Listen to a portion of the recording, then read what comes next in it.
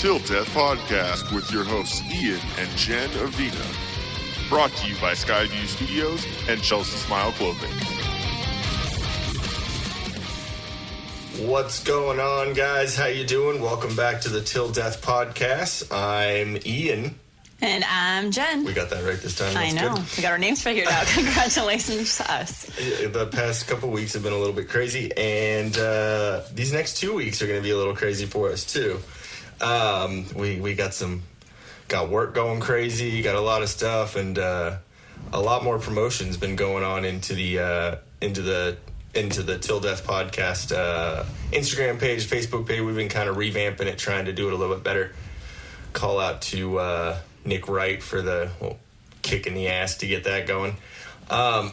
So speaking of Nick Wright, we have a new sponsor for the podcast.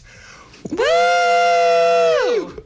Where do we have the? Do we have it? Hold on. Which one is it?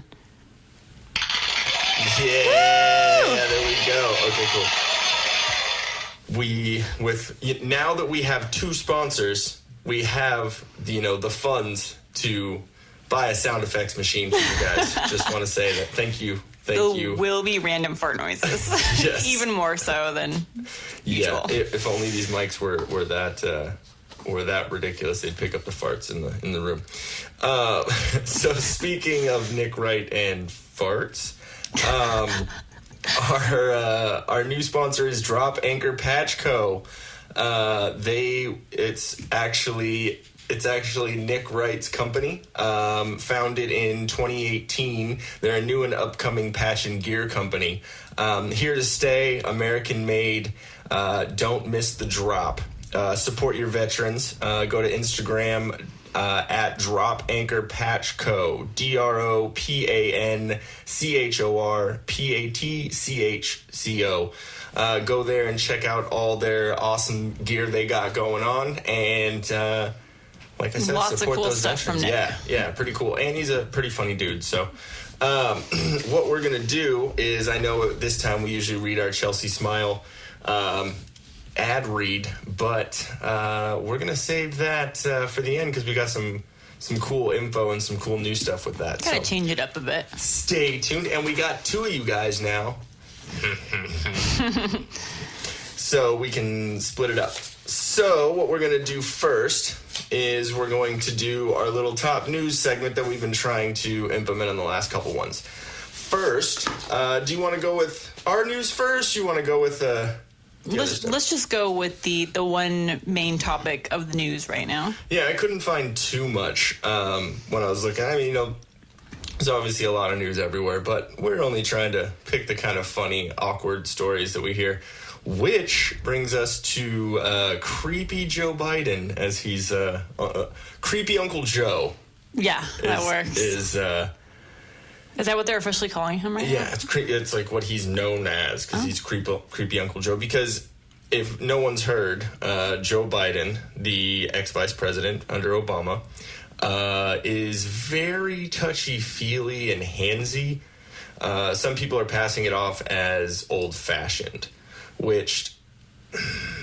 No.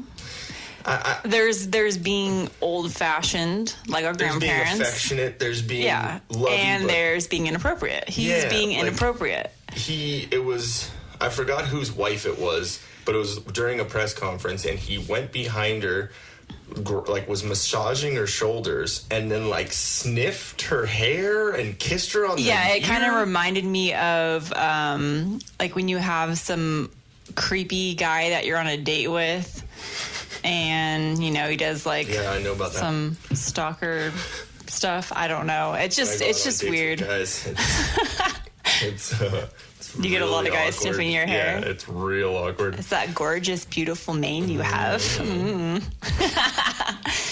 Wow, babe. I watched it today, actually. Oh my gosh. I did. Thank you very much. I appreciate it. Thank you again, Drop Anchor Patch Co. for this sound effects machine. No, with this guy, everything I've seen from the awkward shoulder rubbing and hair smelling to the poor little girls that he's clearly molesting. It's not just women, it's girls. It's like right there alongside their parents, it looks like. I don't even know what the situation was, like why they were all standing grouped together. Some sort of press conference, something or other, but there's many, like, many instances where this happens. Well, like one of them looks like he's literally trying to put his hands in the girl's mouth. Yeah, like very touchy on the face and weird and like, what do you? And then there's one where he's like holding, like literally cupping. Yeah, like cupping her boob. She's like 9. You can clearly see that she's awkward. There's she's one bothered by it because she's moving goes away. Back to the dad, like, you're like, hey, I don't feel comfortable. That's weird. Yes, I'm holding a bottle of whiskey right now. While discussing this, yeah. Yes, it just freaks me out. So. Yeah, I'm sorry. So everything about it, there's nothing that I could say to defend what he's doing because it's clearly inappropriate. One thing to bring up too is if it was just old-fashioned or if he was just affectionate or whatever, he was Uncle Joe and not creepy Uncle Joe, is if it was towards all people. It's just towards women and little girls. He's not like that with. He's not just affectionate like, hey, buddy, are you a pitcher? Little boy, are you a pitcher on your baseball? They're trying to like, hey, how you doing? Are you knocking those girls out? You know what I mean? Like, and think about it, like, can you think of a relative of yours, whether it be an older aunt or grandma, like anyone that has shown the quote unquote old-fashioned ways? My grandpa, Nika, the one I told you about. He was like the most interesting man in the world. Yeah. He was very affectionate, very lovey. He would do the grandpa thing and grab your cheeks and, and all that. Yeah, that's way different. But he was never, like, creepy. Like, grandparents are always uncomfortable because they're grandparents. Like, that's just the way you are. But he's not like I'm going to touch your bum awkwardly. Pinching your cheeks or... And cheeks on my face, not my butt cheeks. Just let's specify that. Get this straight. But that's clear. My grandma would do the same thing. Not really like the cheek pinching, but definitely like hugs. Yeah, very normal. physical. Nothing that made me feel awkward. So that's why... In your bubble. Yeah, kind of. Exactly. So... I just feel bad for these little girls. Yeah, it's way inappropriate. And you can tell that poor lady, the wife of whoever it was like, dude, if the camera wasn't on and you weren't someone of importance, exactly, I would kick you in the dick right now. Yes. And I'm just saying too, like, I really hope the parents of those children noticed and are going to keep them away from him. Yeah, what it looks like it says here, I was looking up some article or something, is there's I guess videos and interactions, and I think it's 4 different people that are coming forward. I think a couple of them, since they're girls, like younger girls. I'm sure there's going to be more. And stuff. Yeah, I'm sure now that it's come out. Just like with any of the Me Too stuff. Well, in this case, like, as much as I may joke about the Me Too thing, like, when it's real, legit complaints, then that's something serious. Exactly. Not with people just I stand with you. Yeah. It's, did something happen to you? Stuff like this. Yeah. Male or female getting taken advantage of. That's just, it's sickening to me. Exactly. It should be a clear cut. If you are this type of person, something needs to happen, you know, and it just like anyone else. Not saying that there isn't a way for anyone to redeem themselves or anything. Just saying if he realized that he was being the way he is, and he came and apologized and tried to earn trust or earn respect back, it's not saying that he wouldn't be able to. It's just... Have they asked him about it? I'm curious to know how he's commented on it. I don't know. I didn't get that far deep down the rabbit hole. Yeah, I haven't heard that. So that's our little bit of top news that we have for what's going on in the world, I guess. In our world, in our house, we have Gonzo right now whining at us because he wants to hang out. He's confused because we only let him in the studio every once in a while. Well, maybe he was trying to comment about Biden. He was like, he touched me too. touched my nipples, because he has many of them. And one weird little hanging thing by his dick. Not baby. His dick. It's like this weird it's a skin baby tag. Dick. Yeah, it's a dick tag. Not a price tag. It's a dog tag. There you go. That's hilarious. Is that where they got the... I don't know. So, our top news in our house is, for one thing, the downloads and success of the podcast have gotten awesome. Yes, since we have two sponsors, that actually isn't a sound machine. We have an audience here in the studio. Not at all. So we jumped up a bunch. I think we had, 50 downloads? Yeah, so we've kind of made it a point, for fun, just every time we've hit a new 100 downloads, we go out and celebrate, have a drink. Mm-hmm. So we were all stoked because we got our 200, and I don't even know the exact date that we got. I think it was actually during the week last week.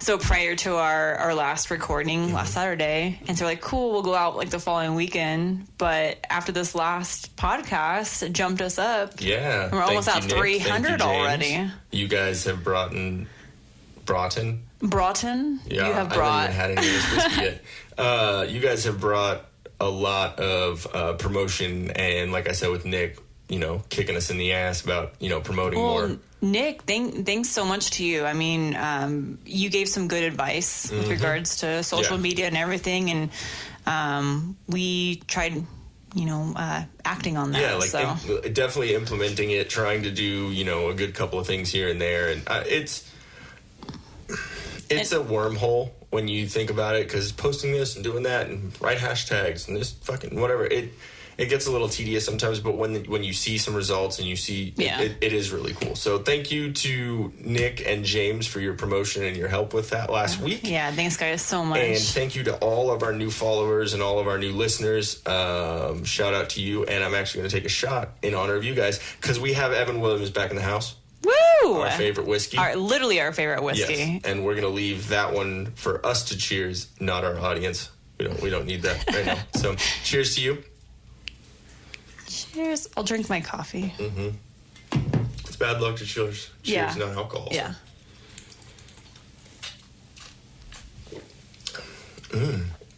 Refreshing.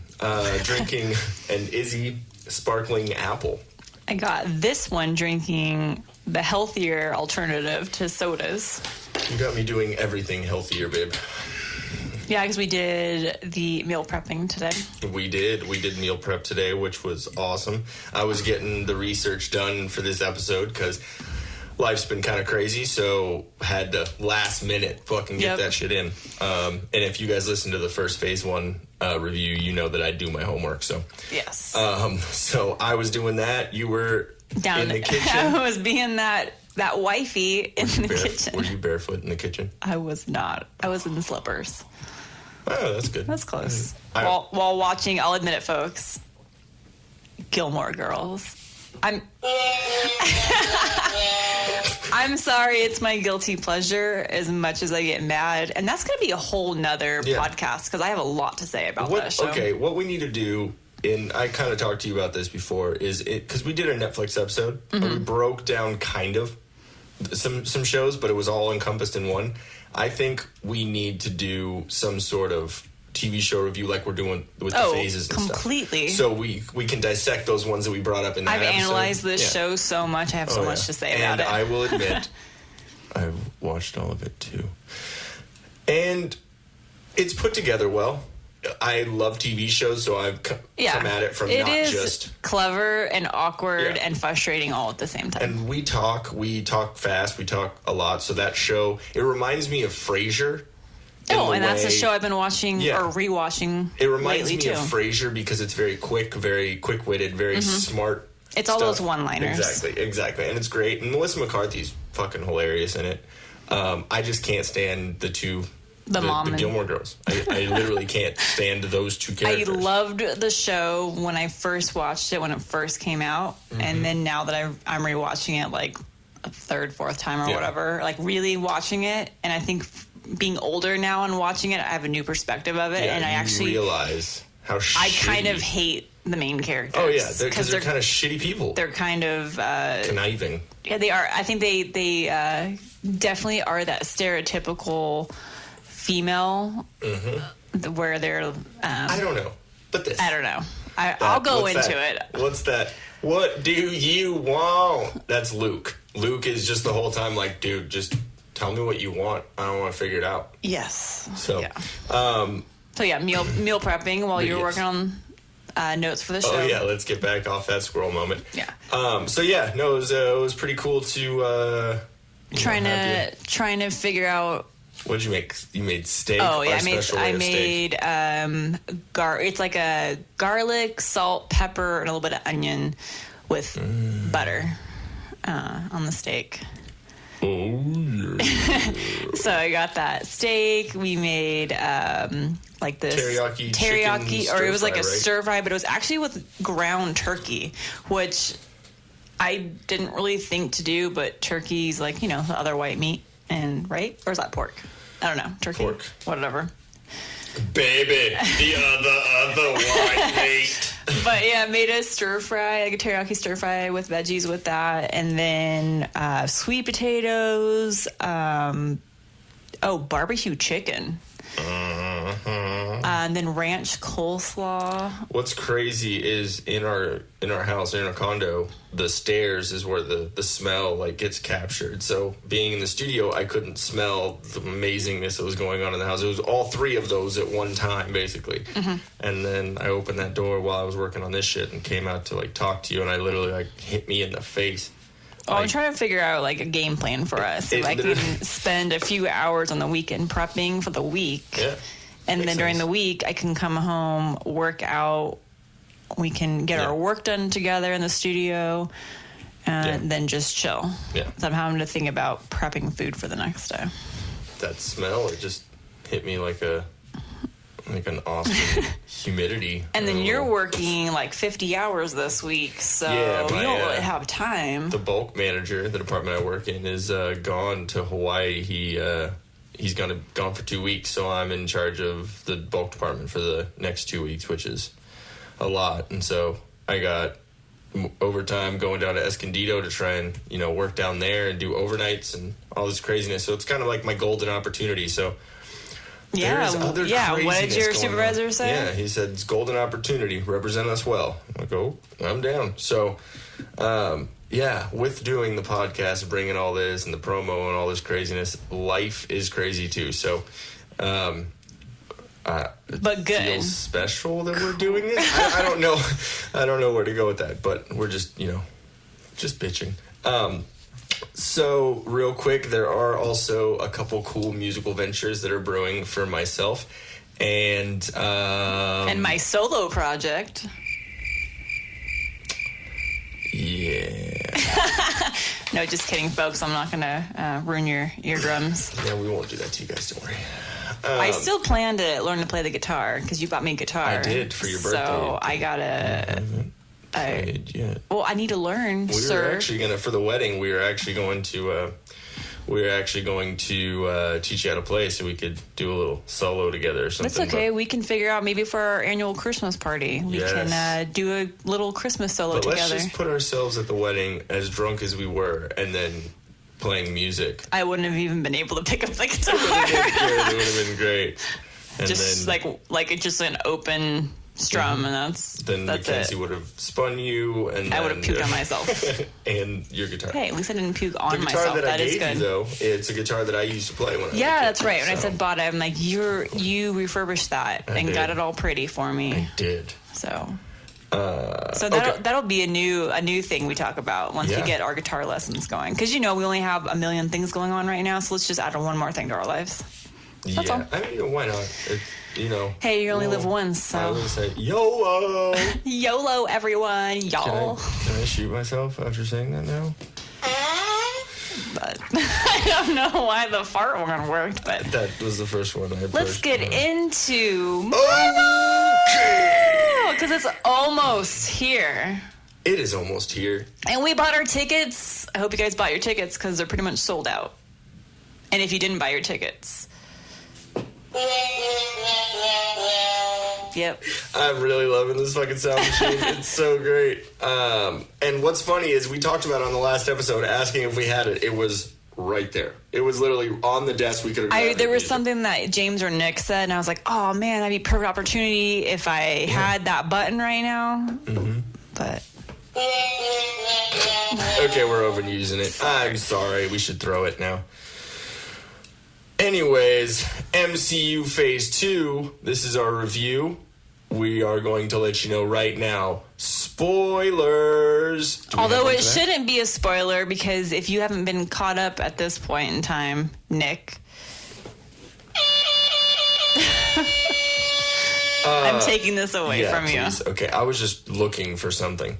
Okay, so, Nick Wright, do your fucking homework. Or just listen to this and hopefully we'll give you... But, watch the fucking movies. Okay, so... Hold on one second, guys. I gotta get ready for this.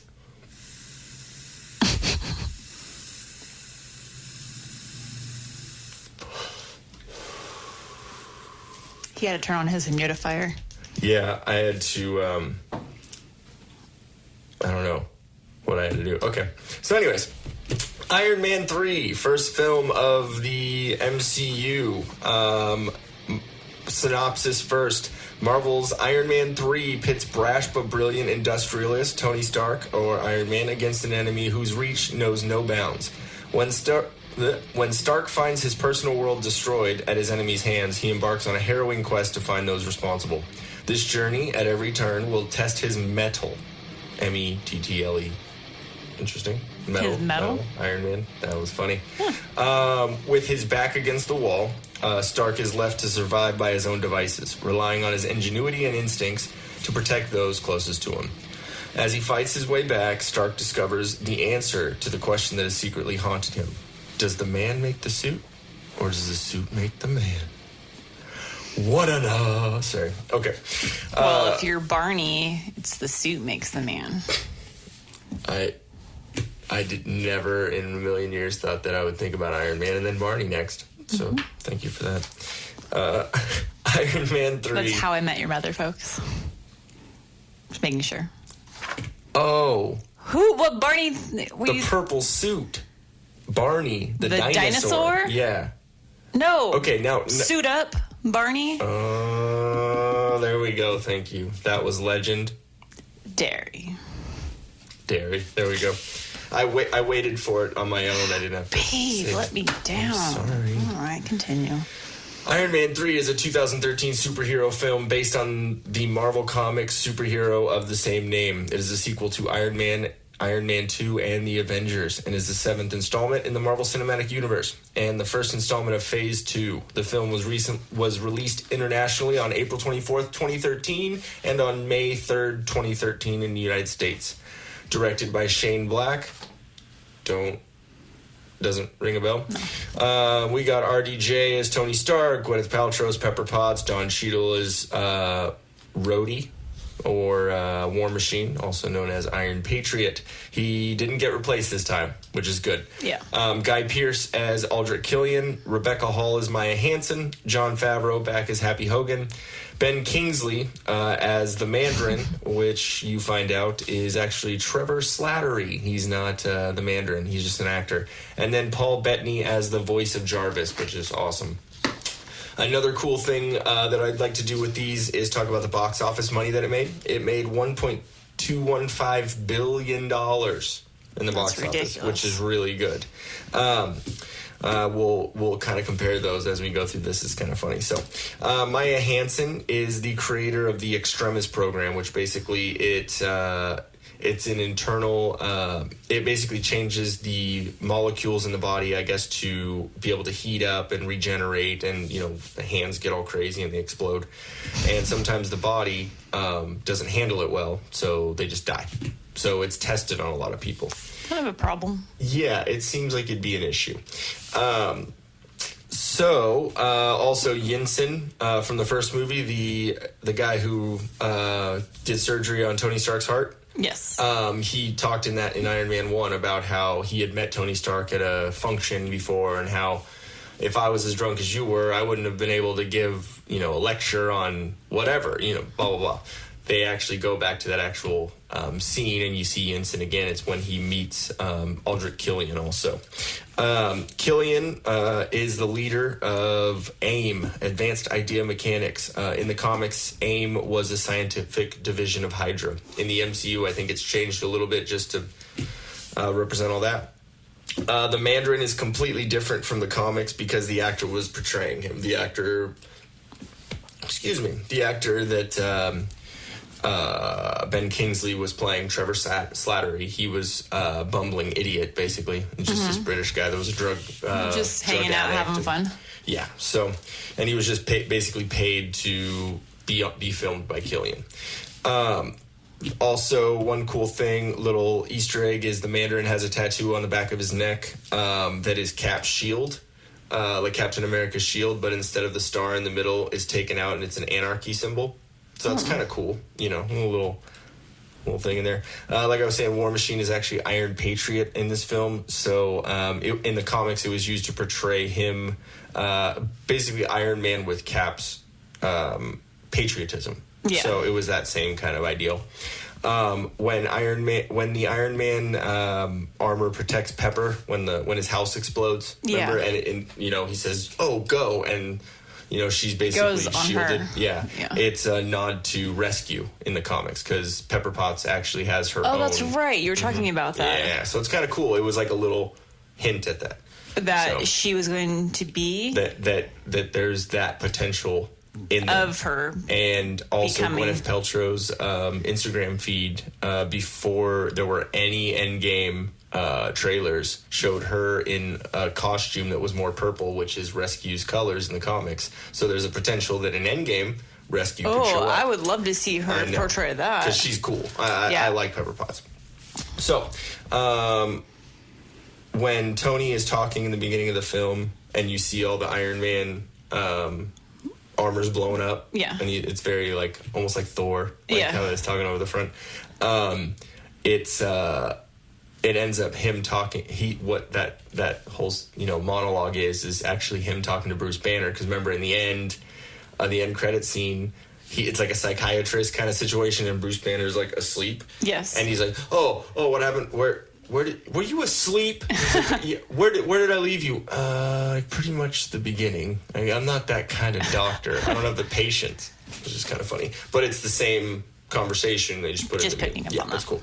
So the 10 Rings is run by the Mandarin, the actual Mandarin, but in this it was portrayed as that actor was portraying, or Ben Kingsley was portraying the Mandarin. So it was kind of cool to see that back in here again.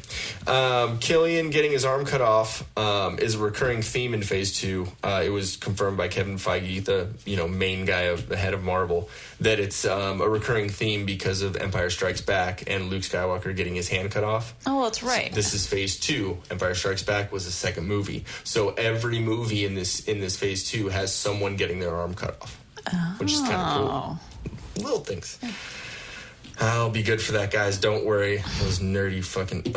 also, Happy Hogan, when they go back into the 90s, and when he meets Aldrich Killian and he, looks all crazy.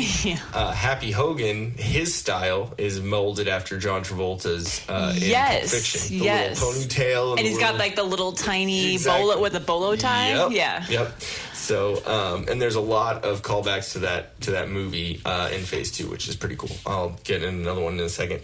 Also, the flight attendants falling out of the sky from Air Force One. Remember when they steal the president and then they blow he has to go up and rescue all of them. Yeah, that was actually shot with skydivers. Many times they had to do continuous jumps, and they actually shot it in the air. That's cool. So it's not just CGI in a big fucking studio. They actually did that, which makes it that much cooler. What did you think about Iron Man 3?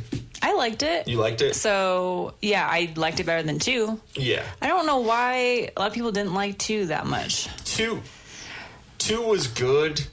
It just... 3 actually got me choked up. Yeah, exactly, because, they were separated from Pepper. I love Pepper Potts. I love her character. Yeah. So, okay, so is it the very beginning or the very end of that show? I think it's the very beginning. I'm sorry, I'm trying to remember how this movie went. The show's what now? Where they were out like jogging or walking through the park or whatnot. Mm-hmm. Is that of this one? Yeah, why am I remembering that? No, that's in Infinity War. Oh, okay, them together. Mm-hmm. And they're talking, and then Doctor Strange shows up, and he's talking about a baby. He had a dream. Yeah. That's from Infinity War. Yeah, I like that. We just watched that a bunch of times. Yeah. So, I like them together. Yeah, I know it works. Just their witty banter. It's funny. So Stan Lee cameo. He is a beauty pageant judge while they're going through a bunch of news stories, and he's holding up a 10, and he's all... It's pretty funny. So, and the end credit scene in this is, like I was saying about Tony talking to Banner, like he's a psychologist, and Banner falls asleep. Banner's like, no, I'm bored. It's like, I'm not that kind of doctor. Okay, so we are good on Iron Man 3. I personally liked it too. Not many people liked it for some reason. I thought it was great. I liked the use of all the different armors at the very end when they're fighting, and when Pepper beats the shit out of that last armor and kills all. Yeah, because I didn't know how in the world he was going to survive that until she came in. When I first saw that and Pepper died, or Pepper, fell in the thing, I was like, no, that's fucked. Like, that's the part I got super emotional on. I was like, they're killing her off. Coming from, I had a not a connection, like, oh, I love Gwyneth Paltrow, but like a connection to the character through the movies, and then her dying. That sucked. But then thinking of a story level and like a character building thing for Iron Man, and it will mold his character, I thought it would have been really cool. But they decided to not do that because she was captured in the movie and a part of the Extremis program.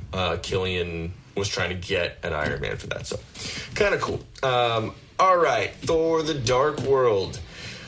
The worst Thor movie of the three, potentially one of the worst. I mean, I still liked the movie, but there were just some weird unanswered questions in it, and it just left it a little kind of But there's some cool imagery and cool explanations of stuff. So, the synopsis: in the aftermath of Marvel's Thor and Marvel's Avengers, Thor fights to restore order across the cosmos. But an ancient race led by the vengeful Malekith returns to plunge the universe back into darkness. Faced with an enemy that even Odin and Asgard cannot withstand, Thor must embark on his most perilous and personal journey yet, one that will reunite him with Jane Foster and force him to sacrifice everything to save us all. It's directed by Alan Taylor. It's starring Chris Hemsworth as Thor, Natalie Portman as Jane Foster, Tom Hiddleston as Loki, again, one of the best characters in the MCU, Anthony Hopkins as Odin, Christopher Eccleston as Malekith, haven't heard of him before, did a good role though, Idris Elba as Heimdall, another amazing character of the MCU, Rene Russo as Frigga, or Thor's mom and Odin's wife, Stellan Skarsgård as Eric Selvig also. The box office on this one was $644.6 million, so about half of what Iron Man 3 did, and it's a little understandable. Still, $644 million is okay. Little good. Yeah, it's okay.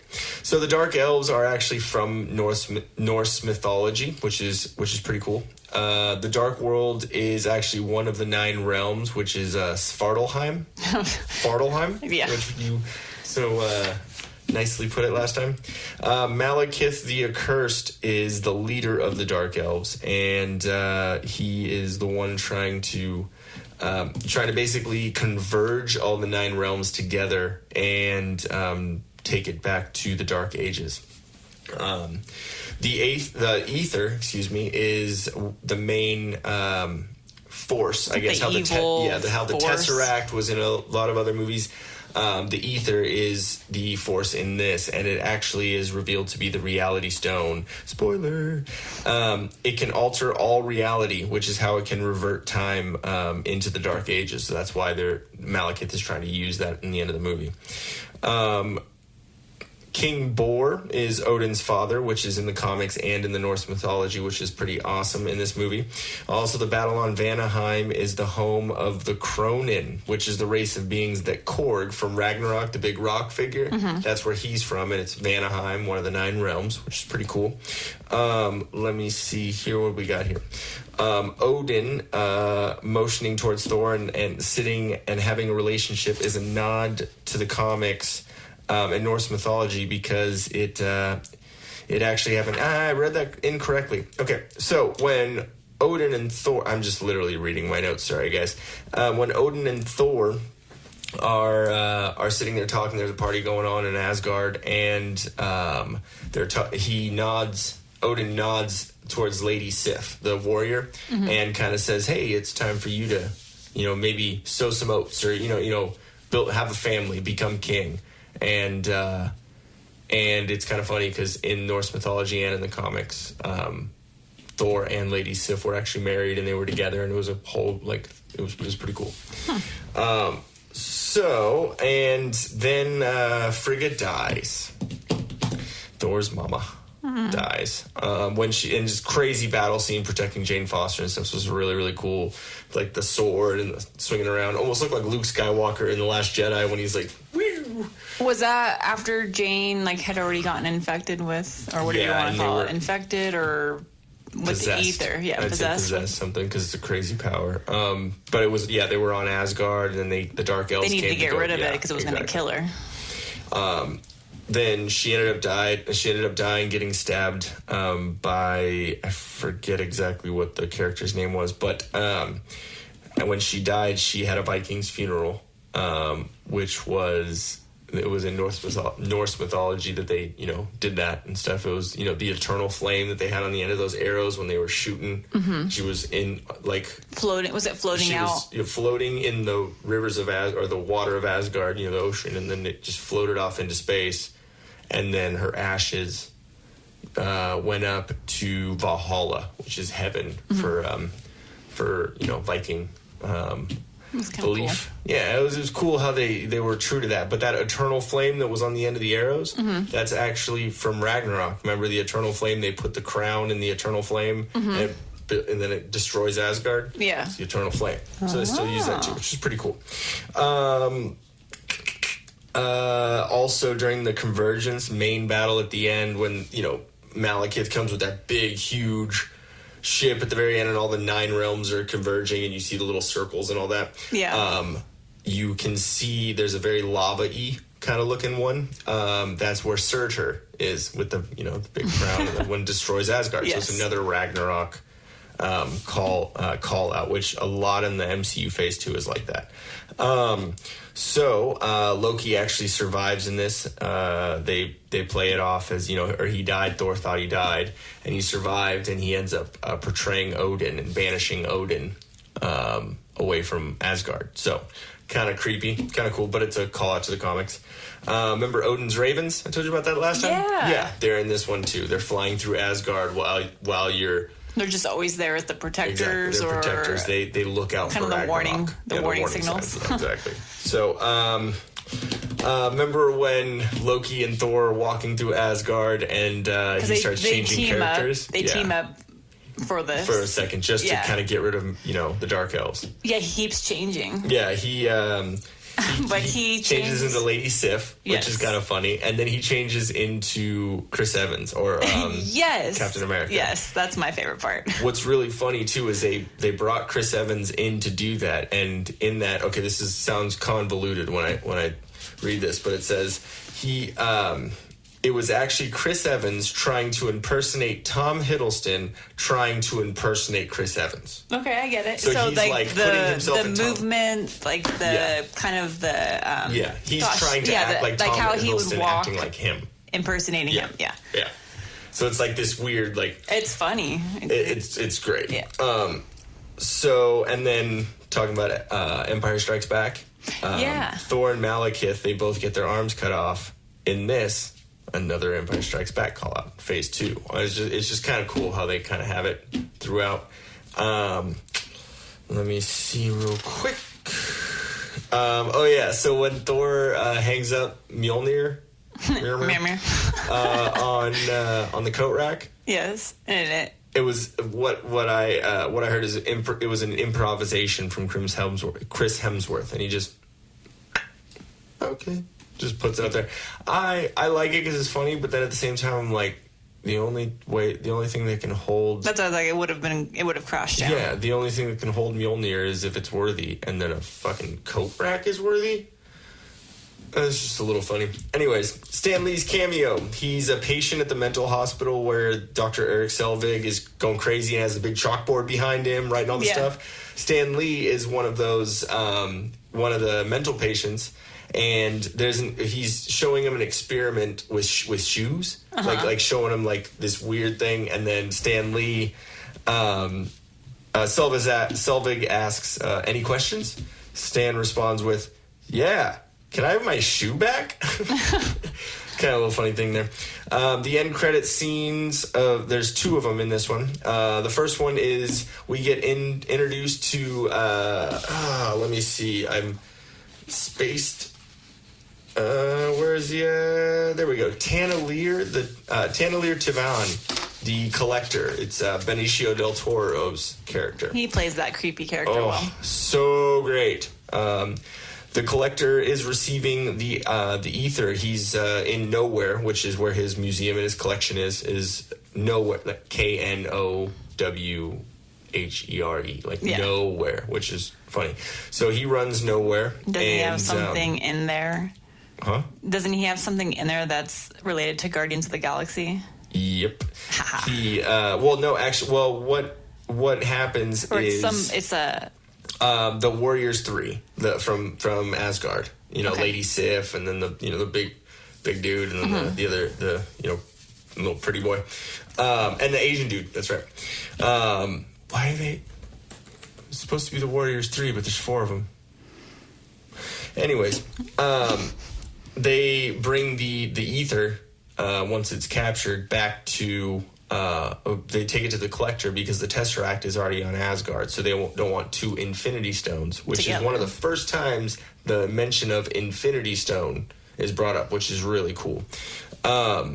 So there's also a cocoon in the background scene, which was a nod to Adam Warlock, but from the comics they're going to bring his character in, but then it was actually retconned and changed for Guardians 2, I believe. They had the post-credit scene with the big gold cocoon, and the people that were gold, and they were like, we're going to get them, and fuck the Guardians of the Galaxy, basically, and they were basically building Adam Warlock, which we'll get into once we get into the Guardians Volume 2.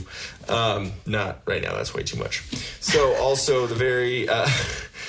probably the most cheesy fucking end credit scene of any of them is when when Jane Foster is sitting in her apartment by herself and just, and you hear thunder and you see the Rainbow Bridge and Thor and showing up, and it's slow motion, her running out onto the patio, and then him slow motion out of the... I think they did that to make it cheesy on purpose. Yeah, it was a little too bad. Or Bifrost. It was also a part of Thor the Dark World, so...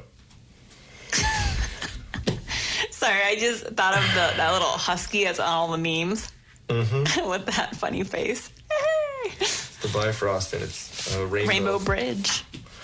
Just saying, sorry. And yeah, it was just really, really cheesy, and the cheesy kissy face scene, but what was really cool at the end, which made kind of up for it, was the big ice dog monster jumping around and trying to catch birds and stuff, and the big shipping containers. It made me think of Gonzo. Alrighty, Captain America: The Winter Soldier. I know you don't like Cap really, but this movie was a good movie amazing. Though. You know why? It was the first Russo brothers movie of the MCU. They're the ones who did Civil War, Captain America: Civil War. They're the ones who did Infinity War and are doing Endgame. Okay. So you understand why it's good, because they're amazing storytellers, amazing directors. Synopsis of this one. After the cataclysmic events in New York with the Avengers, the battle for New York and the Chitauri and all that, Marvel's Captain America, the Winter Soldier, finds Steve Rogers, a.k.a. Captain America, living quietly in Washington, D.C. and trying to adjust to the modern world. But when a S.H.I.E.L.D. colleague comes under attack, Steve becomes embroiled in a web of intrigue that threatens to put the world at risk.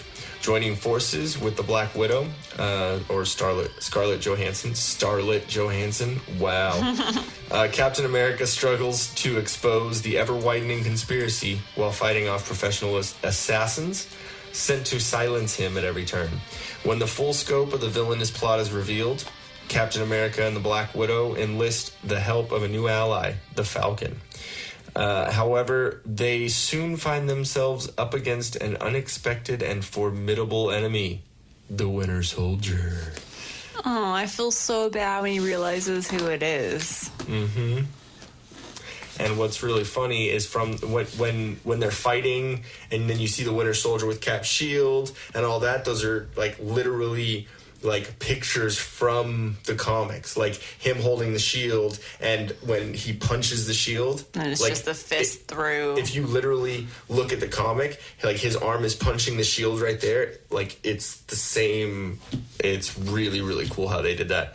And then when he's standing there and he says Bucky, yeah, because the Winter Soldier's arm, is that made out of the vibranium? Arm. Yeah, it's made out of vibranium. Yeah, so it's like whatever was left. Is it the same though? And that's why it's just as powerful as the shield? Yeah, exactly. That's why it clashes. That's why he can like punch. Exactly. And it actually makes a kind of a dent. Though I thought it made like a hand imprint in it. I don't know if it made a hand imprint, but it definitely didn't do damage or didn't take damage. It was literally like the same force almost, basically. Yeah. But when Cap looks at him in that fight and he says Bucky, and Winter Soldier looks at him and says, who the hell is Bucky? Yeah, because I thought it was the scene. I remember Bucky like coming like out of a car or around the car or something. Mm-hmm. Is that where he recognizes that it's him? And then he grabs the shield because Cap loses it.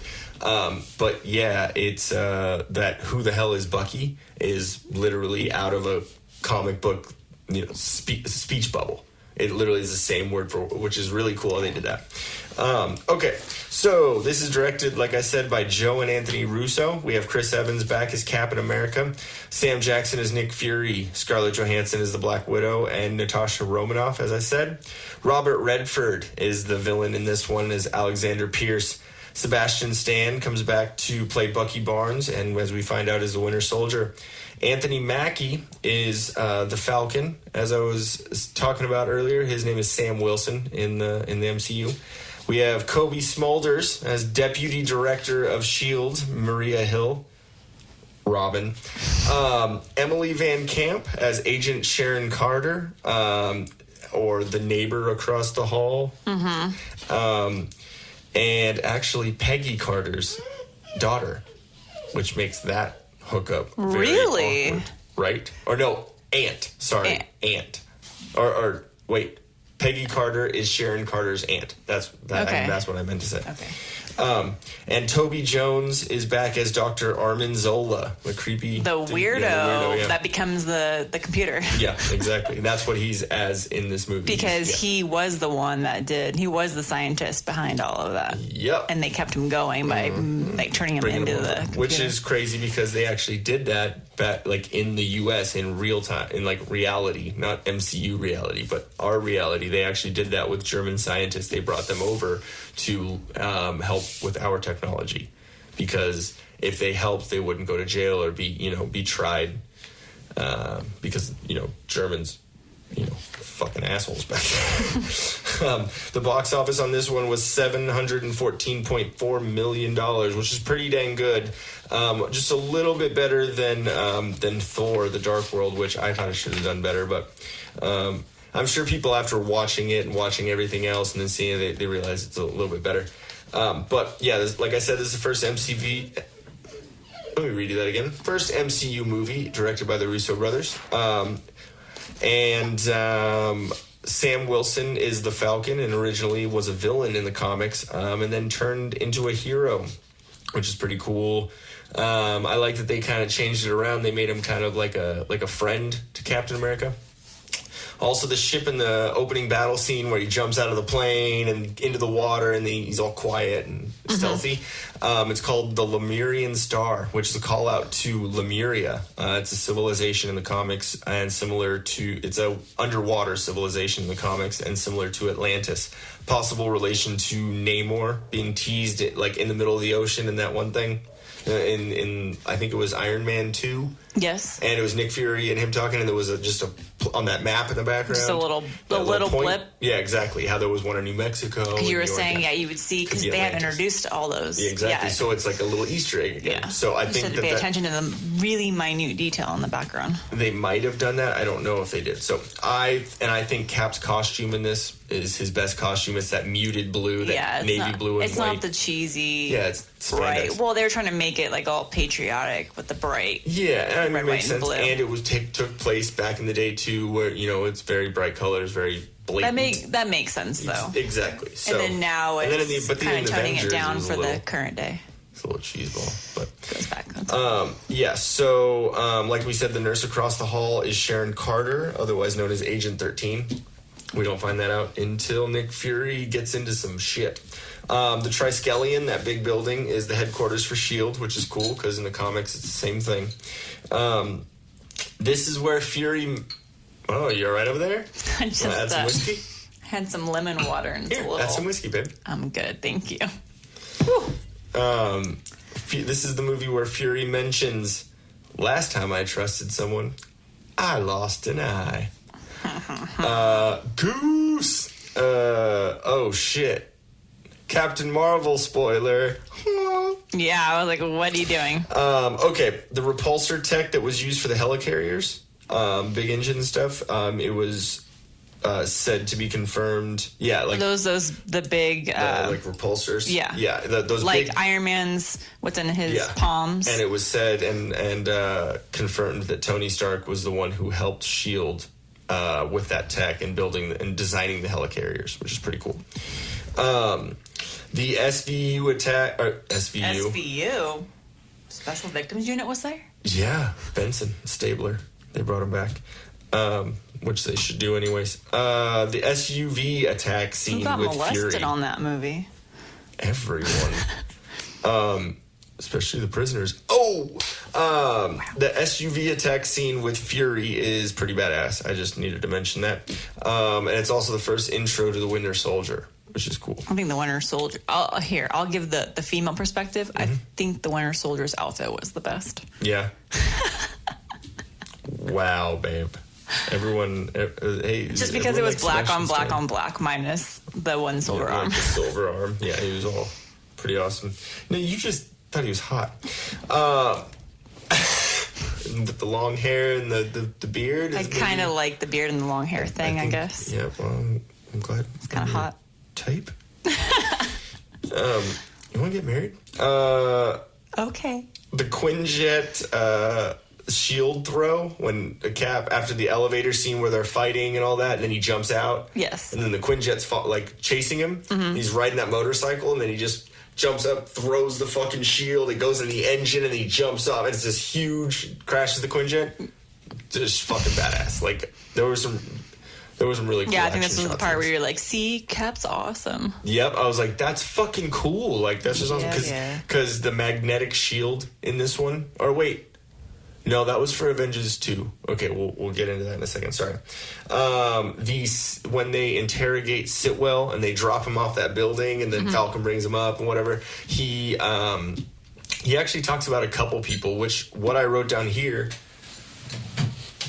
was that he speaks about Doctor Strange, or Dr. Stephen Strange. And also, I'm such a nerd that I took notes about this before. Let me see where we're at. He mentioned a lot more. Agent Sitwell, where are we? I'm going through my notes. Where are we at? Yeah, he mentioned Bruce Banner, Stephen Strange, a TV anchor in Cairo, the Undersecretary of Defense and high school valedictorian in Iowa City. So obviously we know Bruce Banner is, the Hulk. And we know that Stephen Strange is Doctor Strange. The TV anchor in Cairo, the Undersecretary of Defense, and a high school valedictorian in Iowa City, they haven't been brought out yet, I don't believe. So that'll be interesting to see if they're actually a part of the MCU later, which would be cool. Nice. Now, okay, like I was saying, when Bucky holds a shield, it's a call out to when Bucky actually becomes Cap in the comics. One thing that I thought was really, really cool, and again, a lot of the information and pretty much all the information that we're getting is from the Marvel Cinematic Universe wiki on fandom.com and New Rockstars, all their YouTube. The guy's name is Sam Basher. He's hilarious, and he breaks things down very well. I got a lot of that information here. A lot of the stuff is obviously our commentary and watching the movies and stuff, but just want to give it that shout out there. One thing that they noticed is in different versions of the film in different countries, we have the US, the UK, and Australia as an example here. When he's going through things that he needs to look at over the years that Cap was in ice, it has different things for different countries. So different things, different time and events and things that he needs to look up. Things that have to do with the... Yeah. It's when him and Falcon are running, and Falcon he comes up to Falcon, he's all tired, and he says, yeah, I'm just trying to look up, things. And he says Marvin Gaye. I forget which soundtrack he's talking about, but he says, listen to the soundtrack. It'll change your life, whatever. Because he's trying to get caught up with the modern world. Marvin Gaye is an amazing musical artist. So I agree. But so in America, it was I Love Lucy, The Moon Landing, Berlin Wall, Steve Jobs, Disco, Thai Food, Star Wars, Nirvana, and Rocky. And then, the Marvin Gaye thing. So, in the UK, it was the Sherlock TV show, The Moon Landing, The Beatles, the World Cup Final in 1966, Sean Connery, and Thai Food. Sean Connery. That was a horrible fucking impression of him. Also, Star Wars was on there, too. In Australia, it was AC/DC, Space Travel, not the Moon Landing, Space Travel, Steve Irwin, Skippy the Bush Kangaroo, which I don't get that reference. Tim Tams. Oh, Tim Tams. I only know them because I think I've seen them at the grocery store. Tim Tams? I'm pretty sure Tim Tams are sort of a Tim cookie. Tam, Jim Jam, Flim Flam? I think it's a cookie. I'm going to look it up. And then Thai Food and Star Wars also.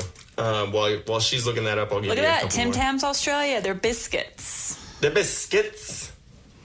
Yeah. Look at that. See? I've seen those. I've seen them here. Like little cookies? Some kind of cookie. It's a chocolate biscuit made by the Australian biscuit company Arnott's. 2 malted biscuits separated by a light chocolate cream filling. Okay, so thank you for that, babe. Yeah, now I kind of want one. It sounds good. By the way, squirrel moment, we just started eating organic cuties. Are they cuties or cooties? Cuties. They're cuties. Because they're cute. I don't know. They are cute. But we started getting the organic ones because, Jen. And, but I will admit amazing. They're fucking amazing. They're juicy. Okay, squirrel moment over. In this movie, we get a hint of Stark's parents' death that actually happened by the Winter Soldier. Again, spoiler, which comes back in Civil War, so it's cool. You see a little precursor. And remember when they're targeting different people with the helicarriers because Hydra takes over and Robert Redford's character is actually a Hydra agent. They are... it initially zooms out from the back of Maria Hill's head, which you don't notice. It's that she's one of the targets. Also, President Ellis, the president of the United States in this MCU. And then Tony Stark, which is Anthony Stark in Avengers Tower, which is cool. It's the first view of the rebrand of Stark Tower because it's rebranded as Avengers Tower. Remember in Avengers, it was just the A hanging and all that. Yeah. So that was kind of cool. The first non-Paramount produced movie for Marvel. which is cool too because the Russo brothers, and they doing that, and then no Paramount. It kind of showed cool Marvel can stand on its own without Paramount. The doctor that was saving Fury's life in the movie was actually Joe Russo. He was the director of the movie. That's cool. Yeah, so it's pretty cool. The Bible verse that's on Fury's headstone, the path of the righteous man. It's Ezekiel 25:17. That's not an actual Bible verse. It's just made up. The reason why is because it's a nod to Jules, Sam Jackson's character in Pulp Fiction. Because that's what he says. Ezekiel, or the path of the righteous man. And he says his whole speech. Wow. Isn't that cool? That's cool. That's fucking cool. Like, literally, like, I'm like getting like chills about it. Okay, so the Stan Lee cameo in this one is a security guard at the Cap Museum after Cap steals this thing. He's like, oh, man, I am so fired. I like that one. Okay, so I didn't ask you about Thor the Dark World, or this one yet. Did you like this movie? Yes, I did. And, yeah, the whole reason... So people know the reason why I always say I don't like Cap is because his character was a little annoying to me. So just because, goody. Yeah, it's the goodies, but that's the part he has to play because he's from the 50s. Exactly. So Wait, it is the 50s. That's the right era, right? Or is it before? No, I'm sorry. Why 50s? 40s. They're close enough. So that's the character because that's the old fashioned. Yeah, the clean cut image. Yeah. Which Joe Biden just thinks he's Captain America, and that's what it is. Wow. I'm just old fashioned. I'm just good. I'm just gonna rub your shoulders. I'm Captain America. Sorry. Wow. Now I'm gonna look at Cap all different now. But yeah, so it was kind of that annoying like goody two shoe kind of image. Yeah. I obviously like the bad boy. So language. But no, as I got your bad boy joke. Yeah, I did get it, by the way. The language was just waiting. So. As a superhero, he's awesome, and all that he can do. The Shield to me is kind of a little cheeseball. Yeah.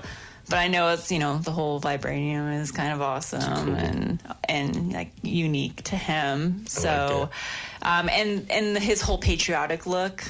Like that, but that was wartime. Exactly. That they needed someone like that. So because it was almost like the difference between black and matte black. Like it was muted and very like cool. So now I like seeing his interaction with like the modern world and how he's interacting with the characters of today, which are obviously how people have evolved over the decades are quite different. And so him with the language and so you see that. Yeah, so it's funny. Contrast. So now it's a funny interaction. And there was a funny interaction with him and Black Widow when they're talking to Armin Zola. I keep wanting to say with Scarlet. Yeah, with but not Scarlet Witch. Scarlett Johansson. It's funny. That's way fucking confusing now.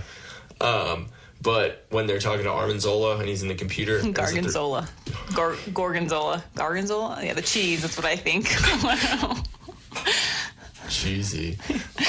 When they're talking to the computer and they're getting all that stuff and it says something, do you want to play a game? It's a call out. And he says, oh, I know that reference because it's a call out to the 80s movie War Games. Yeah, so it's kind of funny how he says, I know that reference. But what's funny, too, that actor that plays that creepy German... Toby something, yeah. He reminds me that he's of someone, like another movie where he's kind of played the same role. And it's bothering me ever since seeing him in that movie, and I can't pinpoint it. He was in Jurassic Park, Fallen Kingdom. He was the guy that kind of looked like Trump. With the hair and he got eaten. Really can't remember that. The actor's name is Toby Jones. He's actually pretty funny. I've seen him on a couple of interviews and stuff. He's a pretty funny guy. Where are we at? Okay, cool. So the end credit scene of this one is Baron von Strucker, who's actually from the comics. It's pretty cool. But it's a little convoluted on where he came from and the difference. But he's a leader of Hydra in this one after the Red Skull. And he is speaking about and introducing the twins, which is the Scarlet Witch and Quicksilver. Obviously, iPhone does not like when I type in Scarlet Witch because it said the Scarlet with. You can't mention witch because that's... smartphones. Oh, is that offensive if I say witch? It's, what do you call it? What religion is that? Witchcraft? Wiccan. It's in a Marvel movie. Okay, don't get fucking offended. The twins are actually, in the comics, the twins are Magneto's children, but they can't have Magneto because X-Men wasn't owned by Marvel. Wow, Yep. mind blown on that one. Right. Wait, Quicksilver and Scarlet Witch in the comics are actually Magneto's children. That makes perfect sense for the powers. Right. So what do you think is going to happen now that fucking Disney owns? Woo! Oh, boom. I'm so fucking stoked. That's cool. And then again, this movie, just like the last one, has 2 end credit scenes. The second end credit scene is Bucky at the Captain America Museum learning about himself. Yeah. And just again, standing there. just like everyone in, like, for some reason in the MCU, they think that superheroes or people that are famous can just hide with a ball cap and that's it. But like Cap and Bucky, both in this museum at different times, just show up with a ball cap, and they're supposed to be incognito then? Well, yeah. It's just fucking ridiculous. It was really funny. That's kind of a recurring joke. So, Guardians of the Galaxy. Oh, wait. Did you like Thor the Dark World? We only asked about Captain... Oh, going back. Yeah, did you like that one? It was okay. It was okay. It wasn't horrible, but it wasn't amazing. I just had to watch it for watching the whole. Obviously, Ragnarok movies. is the best of the Thor movies, right? Yeah. Did you like did you like the Dark World or the first one better? First one. Yeah? Mm-hmm. Okay. I'd say the first one too. They're like, not my favorite movies. But they're good. It's not that they're horrible. No, they're not as good as other ones. Not as memorable. No. I think you walked out on the very end. Yeah, that's what I was saying. Like, I don't have much to say it. about Thor because I really I remember watching the movies, but not to that great extent. Not as much as our next one. Guardians of the Galaxy. All right, synopsis: an action-packed epic space adventure. Marvel's Guardians of the Galaxy expands the Marvel Cinematic Universe into the cosmos, where brash adventurer Peter Quill, played by Chris Pratt, I personally think he's one of the funniest actors in this universe. Mm-hmm. He is hilarious. And it's really funny because his character kind of represents Andy from Parks and Rec. Oh, no, it doesn't. Like, because there's some certain dumb little things. A little bit That's what I'm dumb, saying. but he's not as dumb as Andy is. Oh, Andy in Parks and Rec is an idiot, but he's one of my favorite characters. He's hilarious. But I like how he brought that kind of stupidity, like, a little bit to this character. Anyways, Peter Quill finds himself the object of an unrelenting bounty hunt after stealing a mysterious orb coveted by Ronan the Accuser. Yeah, Ronan the Accuser, a powerful villain with ambitions that threaten the entire universe. Dun dun dun. To evade the ever-persistent Ronan, Quill is forced into an uneasy truce with a quartet of disparate misfits. Rocket, a gun-toting raccoon. Groot, a tree-like humanoid. We got your little... This is finally Groot's here. I am Groot. I am Groot. And the deadly and enigmatic Gamora, and the revenge-driven Drax the Destroyer. But when Quill discovers the true power of the orb and the menace it poses to the cosmos, he must do his best to rally his ragtag rivals, Jesus with the alliteration, for a last desperate stand with the galaxy's fate in the balance. Directed by James Gunn. We've talked about him before, with him being invited back. This is his first installment in the Guardians of the Galaxy trilogy and his first installment in the MCU, which is awesome. He's fucking hilarious. Chris Pratt is Peter Quill or Star-Lord. Like I was saying, Zoe Saldana is Gamora. Thought it was a little bit funny how she was in Avatar and she was the blue chick. Oh, yeah. Blue. I never honestly green. saw Avatar. You should watch it, babe. It's actually pretty good. And then we can watch Avatar 2 in like 2030 when, James Cameron decides to fucking make another one. He's been talking about Titanic 2 years. first. Yeah, because when the iceberg strikes back. Yeah. This bird's like, here's my butt. It's huge. I just thought it was funny how she was like a blue blue chick in that one, and then a green chick in this one. Is she just not represented well without green face? I don't know. That's her thing. Is that racist? She got green typecasted. Face or blue face? Is that? Yeah.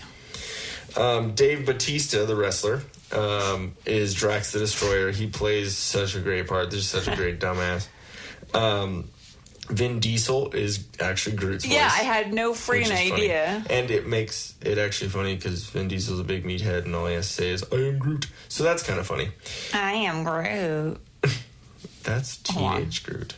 Yeah, that's the next one. No, that's actually the third version of Groot. Remember? Because there's regular Groot in this one, then there's baby Groot in the next one, and then he becomes Infinity War is teenager. Groot. Yeah. Bradley Cooper is the voice of Rocket Raccoon, which is hilarious. That makes sense. Lee Pace, the actor, plays Ronan the Accuser. He's funny British actor. Michael Rooker is Yondu Udonta. Michael Rooker is actually in The Walking Dead also, and he plays he plays Daryl's brother, Merle, which is a perfect fucking name for that tweaker. Plays a great role in both of these. There's one line in Guardians Volume 2 that is probably one of the funniest things in all of the MCU, when he's floating down with an umbrella and Quill goes, "You look like Mary Poppins. Is Mary Poppins cool?" "Yep. I'm Mary Poppins, y'all." It's just great. Karen Gillan as Nebula. She plays a great role in this. And in the comics, it's the basically Infinity War, and this whole storyline comes from the Infinity Gauntlet comic book series. And in the Infinity Gauntlet comic book series, Nebula is a huge part of what happens and how it all works and everything. So it's cool to see her. John C. Reilly is in this as one of the Nova Corps officers. His name is too hard to say in this, so I'm not even going to try. Benicio del Toro reprises his role as Tanalier Tavan, or the Collector.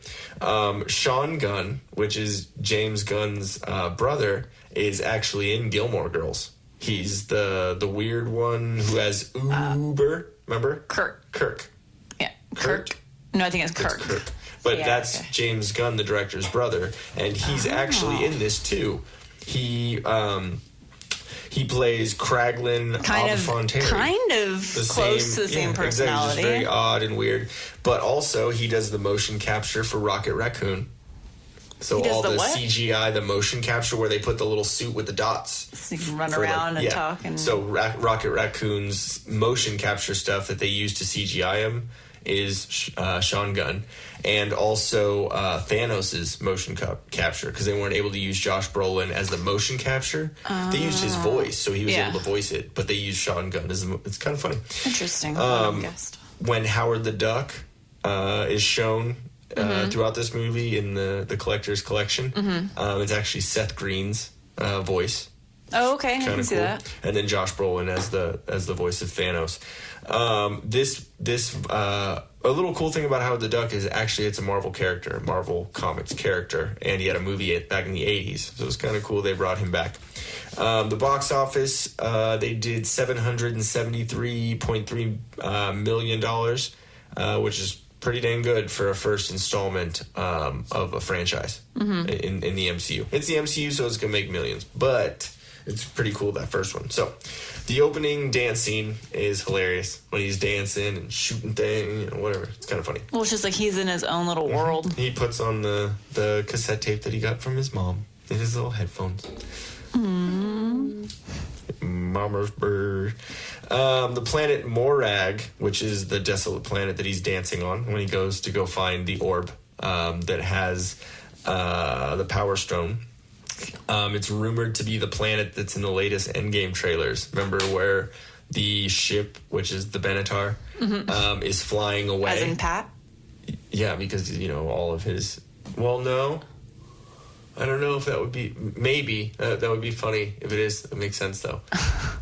But when the ship is flying away in the trailer, the last one that just came out with all the extra footage and stuff, and it's Thanos and all that, when they're flying away and it does like a light speed kind of thing, yeah, it's rumored that they're at Morag, which is the planet in this one. Flying away from it? Flying away from it. Okay. So maybe what I think is that's where Nebula and Tony Stark end up, because they're together for a second, because they're off, because, you know, everyone vanished when they were fighting Thanos, and it was just the two of them on Titan, you know, the planet they were on. Yeah. You know, Spider-Man gets added, you know, all that. So it's kind of cool that's brought back, and it came from the Guardians of the Galaxy movies. Anyways, little side note. So, yeah, like I said, the Power Stone, the Infinity Stone, the Power Stone is inside of the orb that is stolen by Peter Quill in the beginning. And it's kind of like a Raiders of the Lost Ark where he switches it. You know, it's pretty cool. I like the technology where he puts the little magnetic thing and it pulls it down out of that little force field and then sucks it down. I thought it was kind of visually cool. The henchman that captures Quill is from Ragnarok, which is pretty cool. The main villain is Ronan the Accuser, and he's a part of the Kree, which is from Captain Marvel. Kind of cool. Rocket in the comics is originally from Half-World, which is a planet where they experiment on animals, which is shitty, but we get Rocket out of it. So, Groot, your favorite character, I would say, probably, right? I'm sure Groot is most people's favorite character. Oh, yeah. He's easy to relate He's a man to. of few words. I am not. Groot, the only reason why he only says I am Groot is because his language is so difficult to understand. His language is so difficult to understand because his larynx is made out of wood, and that's why it comes out as I am Groot. He can't say it. In the comics, that's literally the explanation. So actually what he's saying other things, but only certain people like Rocket and Quill and, you know, can understand him.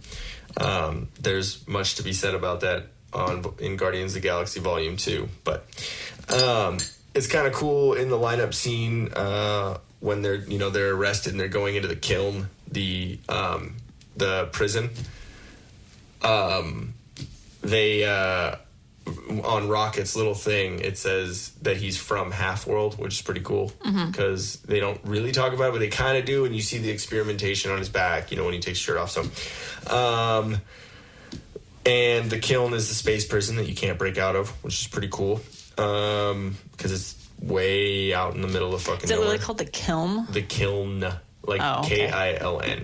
I thought it was like kiln, like how you fire up like pottery and stuff. The kiln. Oh yeah, I think that's kiln also. I think that's an N, isn't it? I don't know. I don't know about pottery, so I have watched Ghost once or twice. So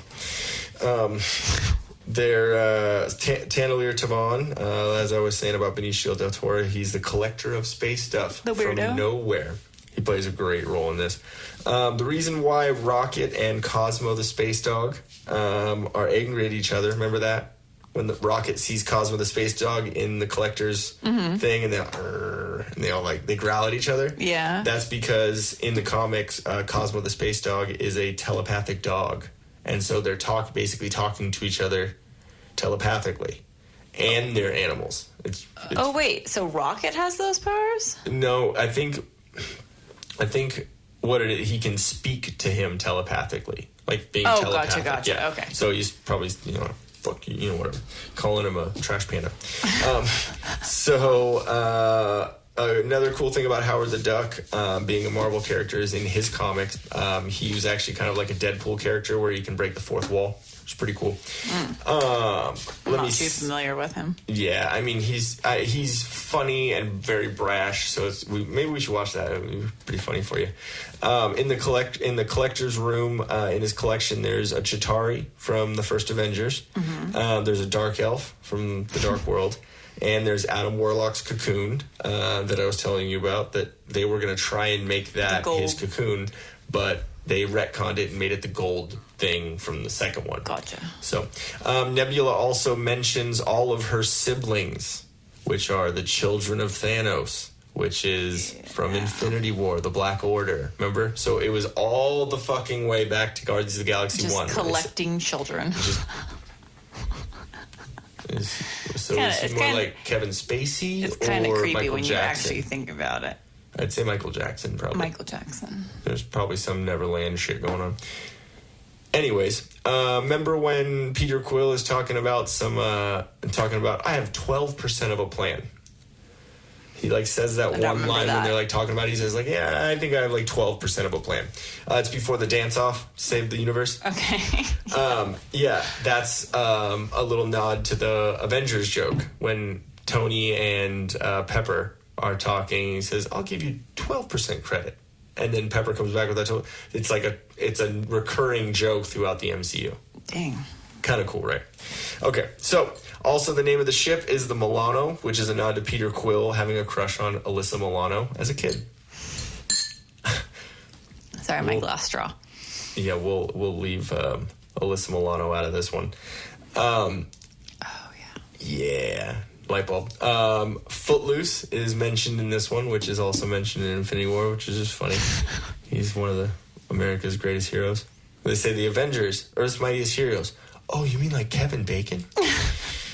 Ooh, Bacon. The troll doll in the orb at the very end when he opens his troll. Yes, I love that. And you actually see him laugh. Yeah, and he it's doesn't funny get because mad. he got trolled. Yeah. The stars in the end that are in the sky are in the shape of Mickey Mouse's head. Because, like a hidden Mickey, like at Disneyland. It's a hidden Mickey because it's the first Mickey Mouse Disney movie that Marvel Disney, did. I love you. Isn't that cool? Just little things. Aww. Let's go to Disneyland. I'm down. One of my coworkers actually said she was going to Disneyland, and she was like, "Yeah, I have friends that love Disneyland, but they don't want to go, so I'm going to go by myself." And I was like, "That's still awesome. You get to do whatever you want, so you're good." She's like, "Yeah, I didn't think about it that way." It's like, what, you think you're a loner at Disneyland? It's the happiest place on earth. You will make friends. Yeah, you'll be good. Or you don't, and you get to ride by yourself. Don't have to deal with single rider. She was like, oh yeah, single rider, that'd be great. So, there we go. All right, so the Stan Lee cameo in this one is from Xandar when they're trying to find him, and the bounty sees Rocket's looking at all these people, and then Stan Lee is the ladies' man. Yep. And he's saying, oh, I don't remember what he says, but the end credit scene on this one is Baby Groot. It's like Baby Root? Baby Root Groot, because he's still a root in the planter. Oh, that's right, just looked like a stick. Because they plotted him. Yeah, they planted him. Plotted. I said plotted. They plotted him. Yeah, but he dances, and then as soon as he starts looking at him, then he stops. Yeah, and he goes back to his little stick. That was actually James Gunn, the director. It was his motion cap, so they just put stuff on him and did him dancing. Now that I'm rewatching Gilmore Girls and seeing his weirdness on that show, I can totally visualize him being Groot. The second end credit scene is the Collector's Museum gets ruined because Nowhere blows up and all that, and then Cosmo the dog's licking him. Yeah. Howard the Duck looks at him and says, "Why do you let him lick you like that? It's disgusting." Howard the Duck is a duck, too, so he's an animal. It's just kind of funny. If you've seen Howard the Duck, you would understand why that's funny. We'll just pass that off we'll watch it later. Yeah, I gotta see it. Still fucking hilarious. All right, so Avengers Age of Ultron. The synopsis for this one is Marvel Studios presents Avengers Age of Ultron, the epic follow-up to the biggest superhero movie of all time. When Tony Stark tries to jumpstart a dormant peacekeeping program, things go awry, and Earth's mightiest heroes, including Iron Man, Captain America, Thor, Hulk, Black Widow, and Hawkeye, along with support from Nick Fury and Maria Hill, are put to the ultimate test as the fate of the planet hangs in the balance. As the villainous Ultron emerges, it is up to the Avengers to stop him from enacting his terrible plans. And soon uneasy alliances and unexpected action pave the way for an epic and unique global adventure. Dun, dun, dun. Global adventure. Directed by Joss Whedon, so he comes back to do the second one, which is pretty cool, a recurring directorship. The guy that wrote Buffy. Yeah, that guy. Not bad movies. No. I'll tell you. Age of Ultron kind of has funny. a couple of funny little things in this movie, but overall amazing. Robert Downey Jr.'s Iron Man, Hemsworth as Thor. We got Ruffalo as Banner and Hulk. Chris Evans back as Cap. ScarJo, we'll just call her that, is back as Black Widow. Jeremy Renner as Hawkeye. Don Cheadle as War Machine. We have Aaron Taylor Johnson as Quicksilver, or Pietro Maximoff. Elizabeth Olsen. Yes, one of the Olsens. The older sister. The older sister. Right? Of, older sister. Mary-Kate and Ashley. She is Wanda Maximoff, or the Scarlet Witch, is what we find out later. You get to really see like her full potential of her powers. Mm-hmm. And then it gets even crazier as the movies go on, as Civil War goes on and all that. She's nuts. Paul Bettany, who only voiced Jarvis in all other movies, is actually becomes Vision in this movie, which is cool. Cobie Smulders, or Robin, as Maria Hill. I'm sorry, she just plays an awkward character in this movie. or as that. All those, yeah. Anthony Mackie as Sam Wilson of the Falcon. We also have Haley Atwell as Peggy Carter. She comes back and plays the regular Peggy Carter in the Visions and everything. Idris Elba is Heimdall. James Spader plays Ultron. Robert California from The Office. So great. Yep, that guy is Ultron's voice. Sam Jackson comes back as Nick Fury, and we have Andy Serkis as Ulysses Klaue, which he'll come back in a lot of future movies, such as Civil War and Black Panther. He is awesome. The box office did $1.405 billion. That's ridiculous. I think it's the biggest one we've seen so far.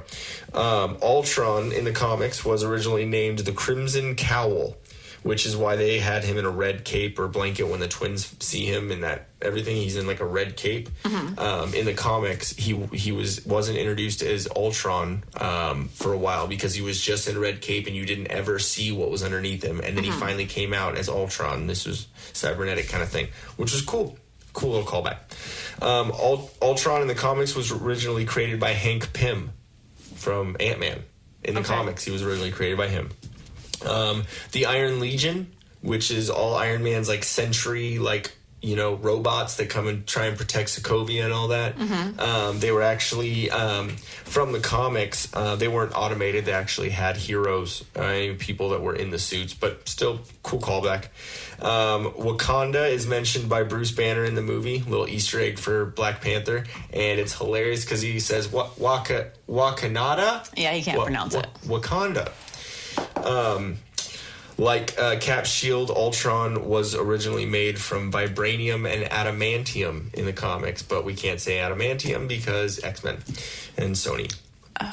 Yeah, so it's just vibranium in this one. Okay. The first scene, I thought this was kind of cool how Joss Whedon did this in both the first Avengers and this one, is the first scene has to do with the Tesseract. Literally, the very beginning is a zoom out, I believe, of the blue. The blue Tesseract in the first one, and in this one it's Loki's scepter, which has that Tesseract in it, which is cool. Thor's vision is a premonition of Ragnarok. The whole, Ragnarok being destroyed, and all of the Asgardians and Heimdall are saying that he won't save them, and he's going to lead them to Hell, which is Hel, or Hela. So it brings all that about. Yeah. And then in his vision, the nebula that is holding the Infinity Stones, where he's explained all that, looks kind of like an Infinity Gauntlet. It's gold, has kind of that shape like a gauntlet. You see the stones like that, a little call out to, hey, this is what's going to happen. Also, when Hulk gets punched by Iron Man in the Hulkbuster outfit, and he's just getting punched, and Hulk spits out a tooth. Yeah. Kind of like in The Incredible Hulk, where Abomination spits out a tooth and says, "Is that all you got?" Same. They kind of did that too. Okay. Also, when Hulk gets punched out by Tony in that same scene, he's just, go to sleep, go to sleep, go to sleep. He's punched him. He also gets punched out one more time, just kind of the side, like Hulk does to Thor in the first Avengers, where he just, at the very end, just brink, hits and he him. Just goes flying. Yeah, it's great. Also, when Hulk takes the Quinjet and leaves, it's a call out to the Planet Hulk series in the comics, which actually leads to Ragnarok because they find him on Sakaar and all that. So it just brings about that whole thing. Scarlet Witch, or Scarlet Witch being born 12 minutes before Quicksilver is another 12% joke. The number 12 kind of thing. Also, Veronica was the code name for the Hulkbuster armor. Codename Veronica. Release Veronica, and it brings the little shield. You know when it captures Hulk and it brings him in that little thing, and then Hulkbuster armor comes out. It's actually a nod to the Archie comics because Banner's love being Betty, and then Veronica, and then Archie had two girls in the comics that were Veronica and Betty. So it was just kind of like. Not familiar with that. Well, Hulk loved Betty Ross. That was his love. Yeah. And so Veronica coming in being the other woman beating the shit out of him. It was just kind of a funny little... anyways, there's also a Prima Nocta joke that Stark makes, which is a little call out to Michael Scott in The Office because it's kind of funny. Prima Nocta, the idea of that is that the leader of a land or something can have sex with... new bride on her wedding night. Yeah, so it's just also, Pinocchio's I've Got No Strings playing while Ultron is defeated the first time after, they're in Avengers Tower and Thor throws the shit at him. Yes. It's kind of cool because it's a nod to being owned by Disney now. So they can have those rights to those songs. Yeah, because that's the first time we're hearing... Anything like that. Yeah. Oh, well, Guardians was the first one, but, close enough. The end credits is awesome with the Avengers battle statue. When it says all the names and you see Hulk, and it's literally just it's like almost a claymation. Yeah, and they're in kind of like fighting formation. Yeah, exactly. In that, it's so fucking cool. And because you don't see that until it it's like a whole 3D. Out. Oh, yeah, exactly. It's so cool. The Stan Lee cameo in this one is one of the veterans, which he actually is in real life, which is pretty cool. When he's talking to Thor at Avengers Tower and they're drinking, at the Avengers Tower celebration or whatever, Thor says, "This drink was not meant for mere mortal men." Stan says, "Neither was Omaha Beach, Blondie. Stop trying to scare us." And then, so they take the shot of that alcohol, and then he's all drunk, and they're dragging him out. And he says "Excelsior," which is actually like a Stan Lee catchphrase, which I need to look into exactly kind of what that means. But it's his catchphrase, and he says it in a lot of shit, which is funny that he said that. Up. Okay. While you're looking that up, I'm going to go over this end credit scene. The end credit scene in this one is Thanos putting on the Infinity Gauntlet. The thing opens up, and... He says, he says, "Fine, I'll do it myself." Puts his hand into the gauntlet. Remember that? When he puts his hand into it, because everyone's failing at defeating the Avengers. Yeah. So he says, "Fine, I'll do it myself." Puts on the gauntlet. And the thing. Yeah. So, okay, what's Excelsior? Do you have it up? Yeah. He says the Excelsior meaning is onward and upward to greater glory. It's pretty cool. So that's it's his signature sign-off line. It's kind of sad now because he's onward and upward to greater glory. That's kind of cool. I really like that. Onward and upward to greater glory. I'm going to start using Excelsior all the time. That's kind of awesome. Cool. All right. What did you think about Age of Ultron? I liked it. You like it? Yeah. Yeah, I liked it too. I think... Now, okay, with this movie, is that where we got introduced to Quicksilver and... No. To Quicksilver, though. Well, Quicksilver and Scarlet Witch, because they're the twins. And they came, so we got introduced to them. And then we got them in that end credit scene. Well, he was introduced and then left. Well, when he got shot, he said, "I didn't see that one coming." But it was fucking crazy when he dies, and then Scarlet Witch feels it and just because she's kind of in that. That kind of a shell of a building, kind of where a statue was. Is that what it was? Or something? Because she was kind of standing up on a little pedestal kind of thing in the middle. Yeah, and then just killed everyone. Yeah, and then as they're all running towards her. It was where the device was that was bringing Sokovia up, and that whole chunk of...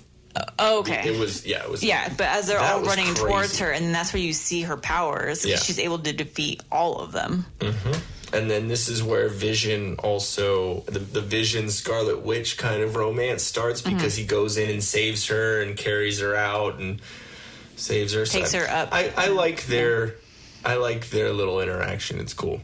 One thing to note too is this is the only movie where the Scarlet Witch has an accent. She doesn't in Civil War or in Infinity War. She has that kind of Russian or like Scarlet Witch? Eastern European, because she's from Sokovia. She's from over there, or maybe not Sokovia. Anyways, okay, so Ant-Man. Last one we have of the Phase 2. The one I did not want to see. Yeah, you for some reason did not want to see this movie, but I thought it was going to be really lame. Well, yeah, when you think about it, you don't think Paul Rudd is a superhero, so you're immediately Ant-Man as a superhero. Pretty fucking cool. Okay, so we're going to go with the synopsis right here. The next evolution of the Marvel Cinematic Universe brings a founding member to... You know what? Actually, we're going to pause real quick before we do the synopsis for this one. Reason why is it's Chelsea Smile time, guys. If I can find the paper. Where are we at? Here we go. Time for that new promo code. After I read the ad script. Chelsea Smile isn't your typical run-of-the-mill startup clothing line. Founded in 2017, they've taken over a decade of metal touring experience and adapted the clothing line to fit the times. They've searched for the best quality cotton and best denim to create their brand. You won't be disappointed. Styles change. Family stays the same. Join the Chelsea Smile family at chelseasmile.co. That's ChelseaSmile.co. Now we have a new April promo code. Type in Chelsea space smile space family for 25% off.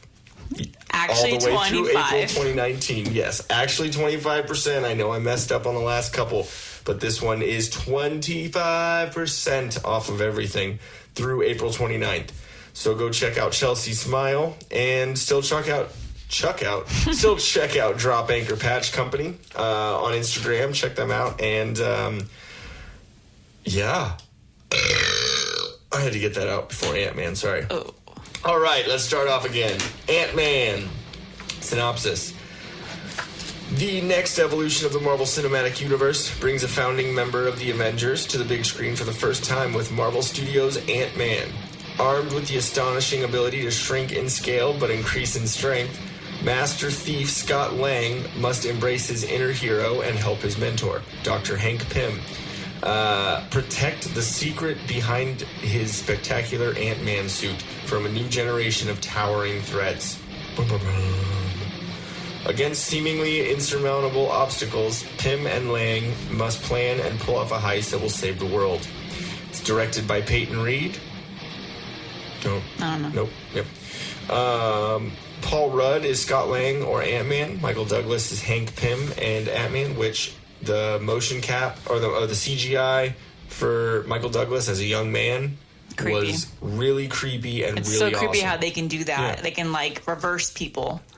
We're going to put that on way higher of an approval rate than Chris Evans in Captain America.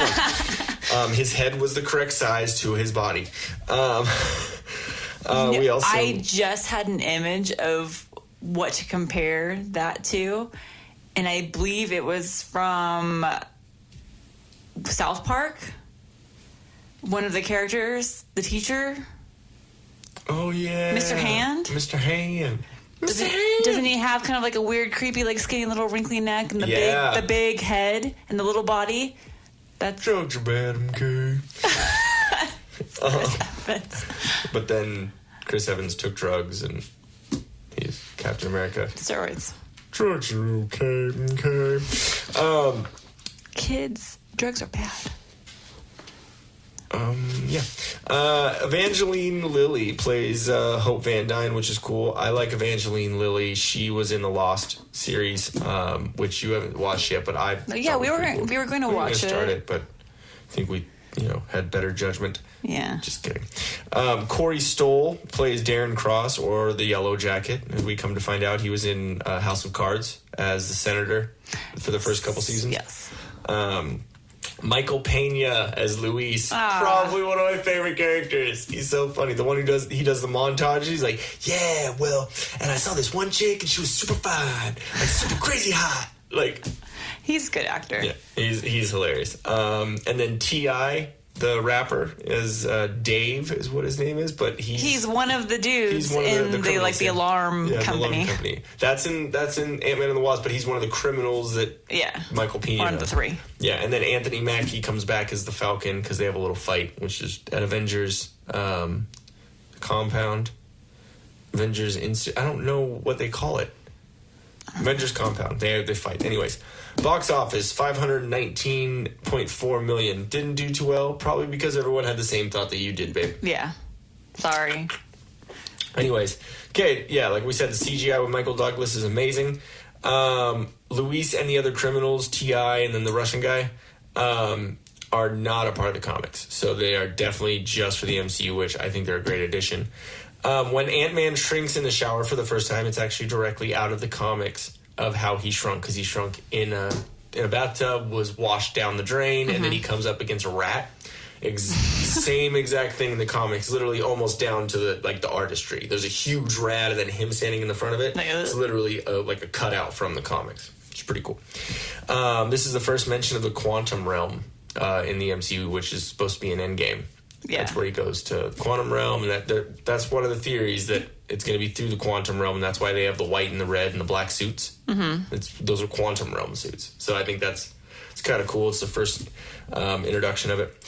But there's also a call out to Hope Van Dyne being a villain in the comics when she controls the ants in the evil fashion. Remember when she puts the thing on her ear and then all the ants come and they like cover the light, and it's like really, really creepy because they're trying to teach Scott Lang how to control the ants with his mind, like tell him to do stuff, and he's kind of getting it but kind of not. Well, she puts it on and immediately gets pissed off because she's not being Ant-Man, so she has that inner bullshit, and then she controls the ants to like darken the whole room and like be really fucking crazy. So she was a villain in the comics, so it's kind of a cool callback.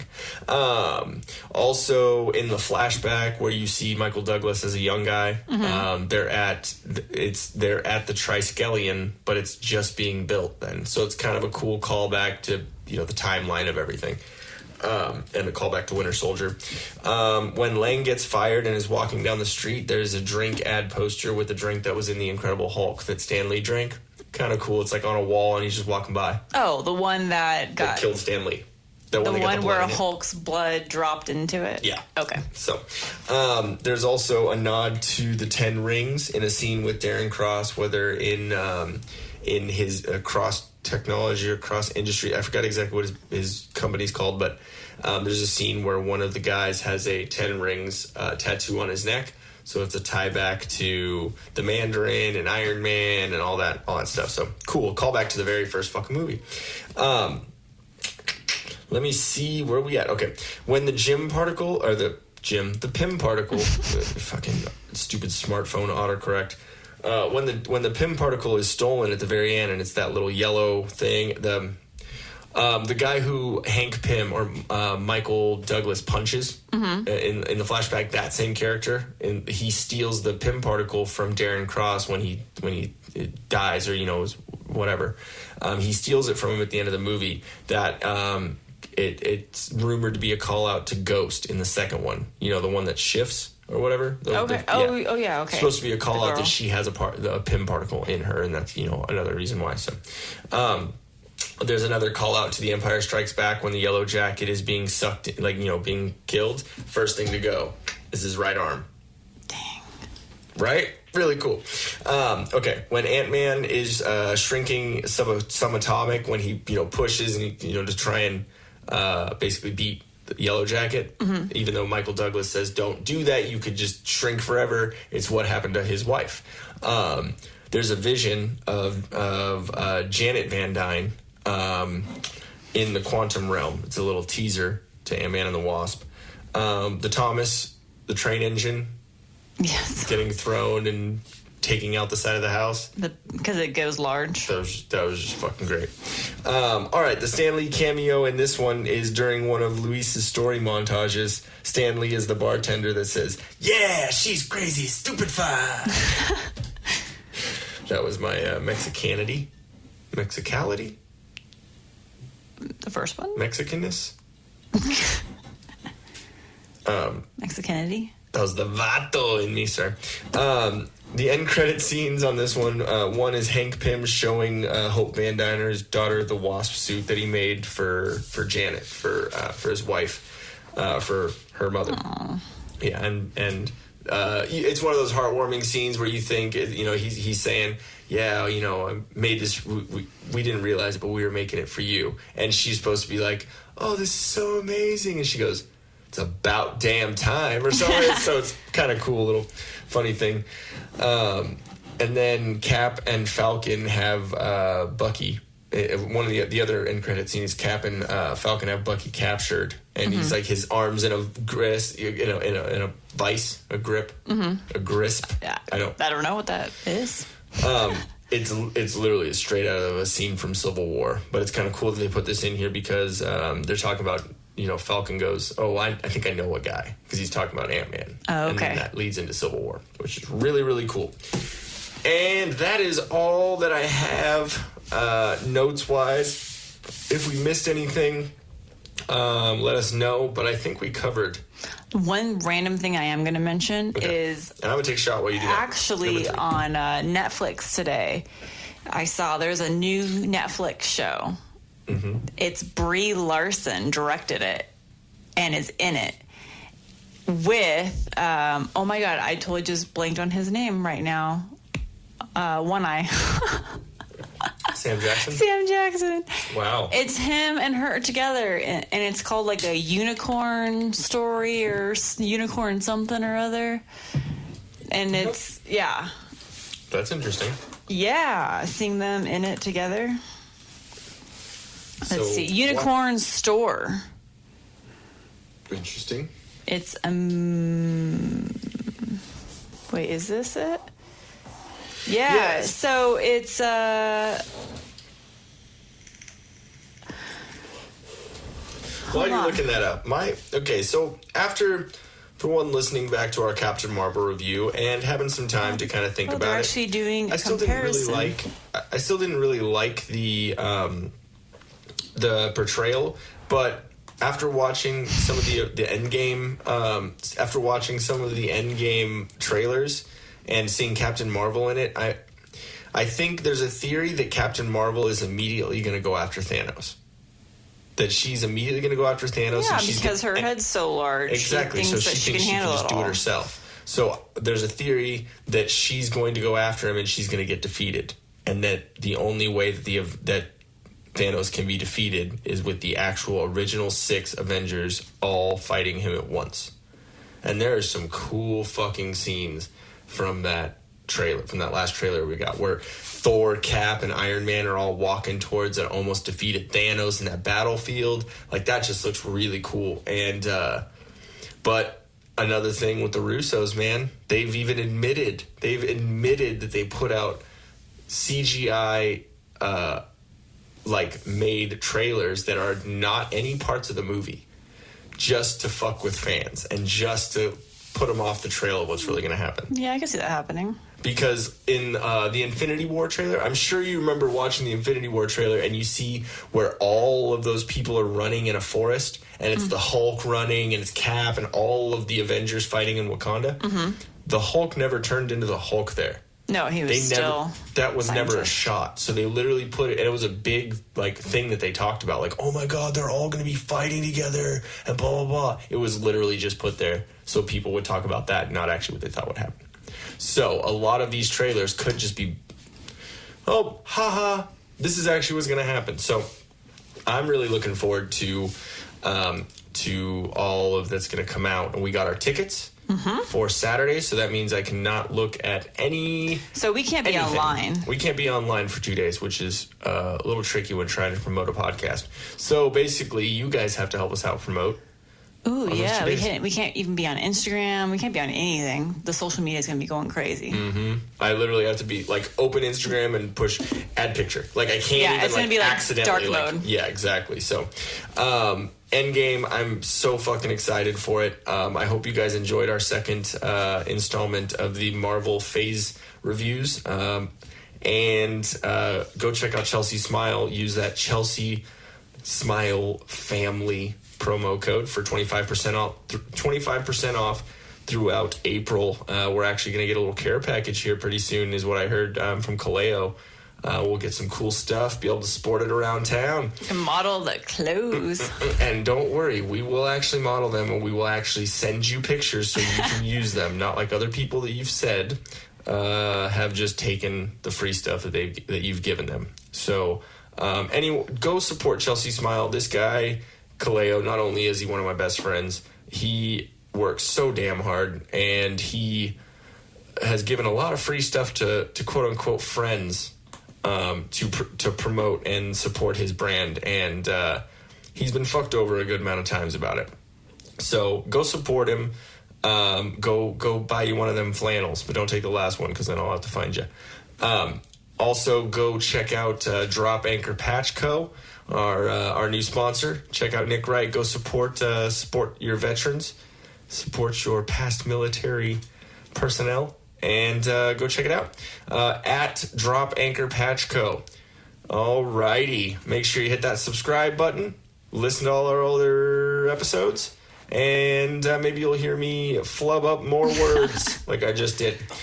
We are out of here. Do you have anything else to add there, baby? I do not for right now. Well, I love you. And I'm just going to say this once. Sorry for breaking our coffee thing today. It's okay. First thing I did, and I think it was because I didn't have coffee, was I elbowed our little, what is it called? A Chimex? It's a Chemex. Chemex. It's a glass pour over coffee. Mm-hmm. Which, if anyone doesn't know what pour over is, it's basically you take and you filter out like one batch of coffee at one time, boil the water, pour it over, and it brews instead it of plugging in a coffee maker. Exactly. It's done the old-fashioned way. Of boiling water and then pouring it over. It is really cool. It tastes good. It's awesome. So I broke that, and I felt immediately bad. I think I apologized about 48 times. I said, I love you, and I'm sorry, and I'm an asshole, and I feel bad. Probably about 73 times. But we'll add one more. I'm sorry, I love you, and I won't do it again. Okay. But we ordered a new one. The coffee maker is my best friend. Yeah, I know. You could see and you killed it. No, your reaction went, oh no, how am I going to not kill him? No, the joke is that you've seriously killed all of our coffee things. Like, no joke. It was the brewer or the Chemex? The Chemex today, but then in the beginning we have like a little this battery operated a whisker, so you can whip up heavy whipping cream or whatever to kind of blend it and froth the milk or whatever. So if I would use a straw or a stirring thing, or So that broke. Then you knocked over the really awesome Star Wars ceramic mug from Disneyland on the honeymoon. The coffee bean grinder broke, and now the coffee maker today. You literally hit all aspects of the coffee. You have something against coffee. You said I have something against coffee, which that's just tripping me out because we're both clumsy people, but literally for you to hit all the 4 things that you've broken are literally just the coffee items. I told you a cup, the maker, the frother, and the bean grinder. That's dang. Well, okay, the bean grinder is racist. Okay, babe, I'm sorry. Why are we grinding up Mexicans? That's just horrible. Anyways, it's Colombian.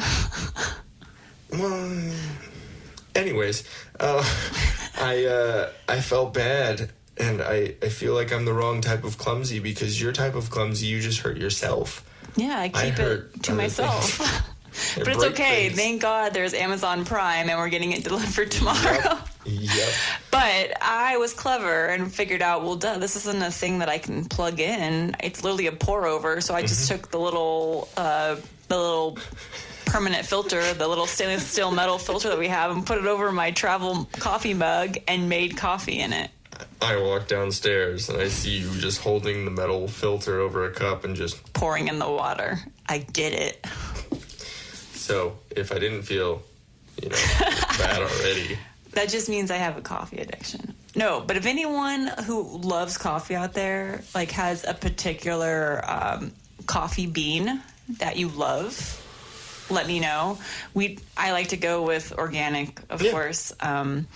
Anything organic that you can recommend, or we've tried the Kick-Ass stuff, which is pretty coul. We've tried to Kick-Ass coffee, but right now we actually bought an organic one from Costco, which is like hands down What's the flavor? best Is it guatemalan?